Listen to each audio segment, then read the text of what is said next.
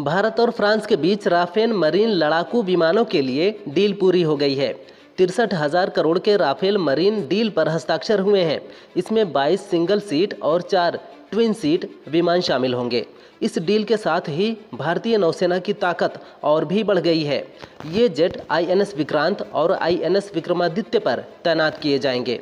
2028-29 से इनकी डिलीवरी शुरू होगी और 2031-32 तक सभी विमान भारत को सौंप दिए जाएंगे।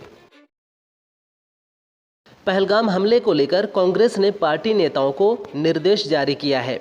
सूत्रों के मुताबिक पार्टी ने अपने नेताओं से साफ कहा है कि इस मुद्दे को लेकर पार्टी लाइन से हटकर बयानबाजी ना करें। पहलगाम हमले पर पार्टी के बयान से हटकर बयान ना दिए जाएं। माना जा रहा है कि सिद्धारमैया समेत अन्य नेताओं के पार्टी लाइन से हटकर दिए गए बयानों को लेकर कांग्रेस अध्यक्ष मल्लिकार्जुन खड़गे और राहुल गांधी नाराज हैं।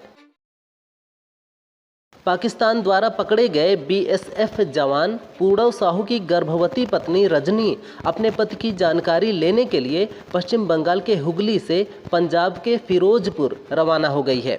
रजनी ने कहा, ये खबर सुनने के बाद से मैं तनाव में हूँ।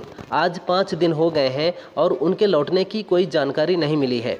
ये जानते हुए कि वह पाकिस्तान की कैद में हैं, मैं घर में बैठी नहीं रह सकती। पूर्णव अनजाने में पाकिस्तान सीमा में चले गए थे। पहलगाम हमले के बाद राजनीतिक पार्टियां मतभेद भूलकर इस मुद्दे पर पाकिस्तान को करारा जवाब देने के लिए भारत सरकार के हर फैसले का समर्थन कर रही हैं।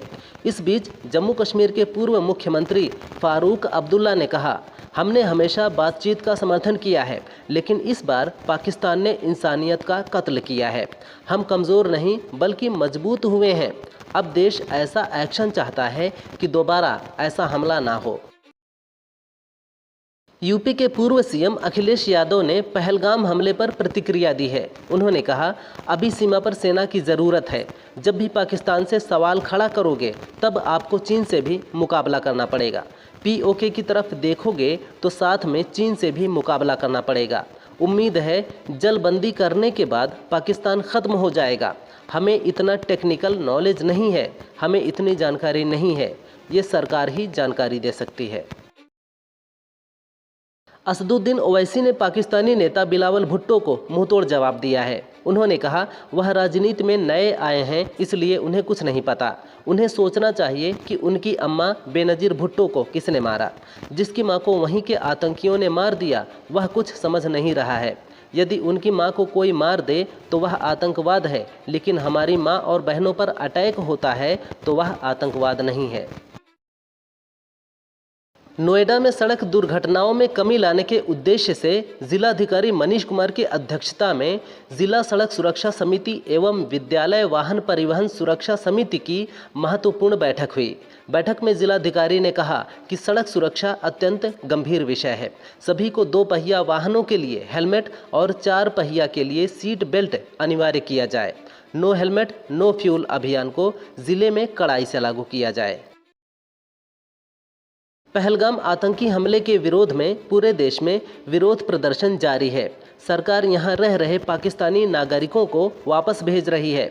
वहीं नोएडा में रह रही सीमा हैदर ने मीडिया से बातचीत में कहा कि मैं वापस पाकिस्तान नहीं जाना चाहती।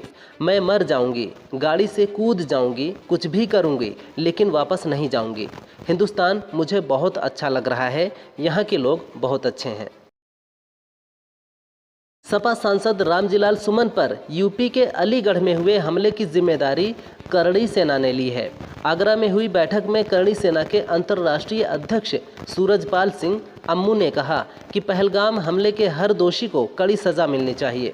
सरकार अगर छूट दे तो करणी सैनिक मानव बम बनने को तैयार हैं। हम बॉर्डर पर नहीं जा सकते, लेकिन सेना हमें जो काम देगी हम उसे पूरा करेंगे। युवाओं को तैयार रहना चाहिए। कांग्रेस की संविधान बचाओ रैली में राजस्थान के पूर्व CM अशोक गहलोत ने कहा, अगर राहुल गांधी चाहते तो 2009 में ही प्रधानमंत्री बन जाते। पूर्व PM मनमोहन सिंह ने बताया था कि 35 साल से इस परिवार का कोई भी सदस्य किसी सरकारी पद पर नहीं रहा। उन्होंने राहुल गांधी से PM बनने को कहा था, लेकिन राहुल ने मना कर दिया। इसके बाद वे PM बने।